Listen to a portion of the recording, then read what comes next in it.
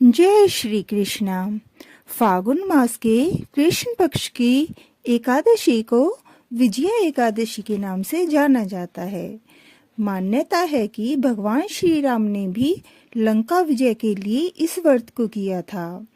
यह व्रत सभी प्रकार की मुश्किलों जैसे शत्रु, स्वास्थ्य, बाधा और नौकरी व्यापार की परेशानियों को दूर करने वाला माना गया है। विजया एकादशी के दिन पीले फूल और केसर चढ़ाकर भगवान विष्णु की पूजा अर्चना की जाती है। विजया एकादशी के दिन श्री हरि की आराधना करके ओम नमो भगवते वासुदेवाय मंत्र का 108 बार जाप करना फलदायी माना गया है। फागुन कृष्ण एकादशी का महात्म इस प्रकार से है। धर्मराज युधिष्ठिर बोले कि हे जनार्दन, फागुन मास के कृष्ण पक्ष की एकादशी का क्या नाम है और उसकी क्या विधि है, सो सब कहिए।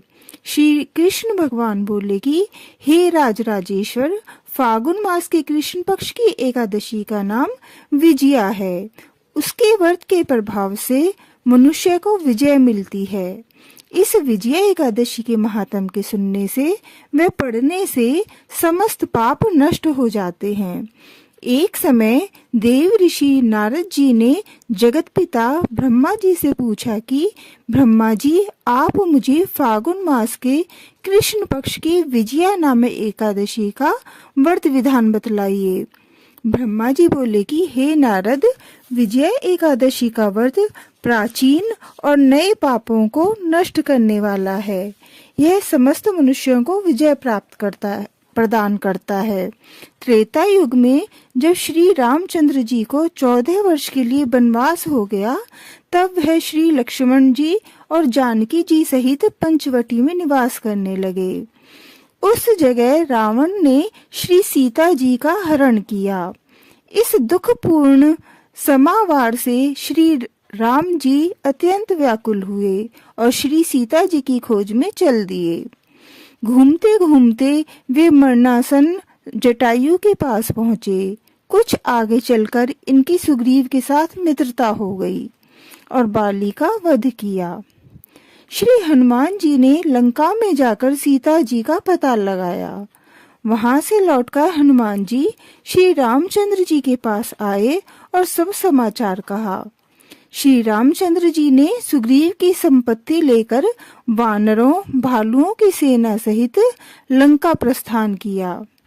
जब श्री रामचंद्र जी समुद्र के किनारे पहुंचे, तब उन्होंने महान अगाध मगरमच्छों से युक्त समुद्र को देखकर श्री लक्ष्मण जी से कहा कि हे लक्ष्मण, समुद्र को हम किस प्रकार पार कर पाएंगे। श्री लक्ष्मण जी बोले कि हे राम जी, यहाँ से करीब आधा योजन की दूरी पर कुमारी द्वीप पर बकलादभ्य नाम के मुनि रहते हैं। आप उनके पास जाकर इसका उपाय पूछिए। लक्ष्मण जी के वचनों को सुनकर श्री रामचंद्र जी बगदालभ्य ऋषि के पास पहुँचे और उनको प्रणाम करके बैठ गए। मुनि ने उनसे पूछा, हे राम जी, आप यहाँ कैसे पधारे हैं। श्री राम जी बोले कि हे महर्षि, मैं अपनी सेना सहित यहाँ आया हूँ और राक्षसों को जीतने लंका जा रहा हूँ। आप कृपा करके समुद्र पार करने का कोई उपाय बतलाइए। बगदालभ्य ऋषि बोले, हे राम जी, मैं आपको एक उत्तम व्रत बतलाता हूँ। फागुन मास के कृष्ण पक्ष की विजया एकादशी का व्रत करने से तुम समुद्र से अवश्य ही पार हो जाओगे और तुम्हारी विजय होगी।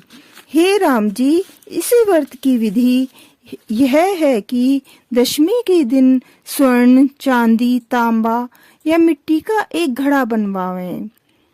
उस घड़े को जल से भरकर तथा उस पर पंच पल्लव रखकर वेदी पर स्थापित करें। घड़े के नीचे सतनजा मतलब 7 अनाज मिले हुए और ऊपर जौ रखें। उस पर श्री नारायण भगवान की स्वर्ण प्रतिमा स्थापित करें। एकादशी के दिन स्नान आदि नित्य क्रम से निवृत्त होकर धूप दीप नैवेद्य नारियल आदि से भगवान जी की पूजा करके वह दिन भक्ति पूर्वक घड़े के समान व्यतीत करें और रात्रि को भी उसी तरह बैठे रहकर जागरण करना चाहिए।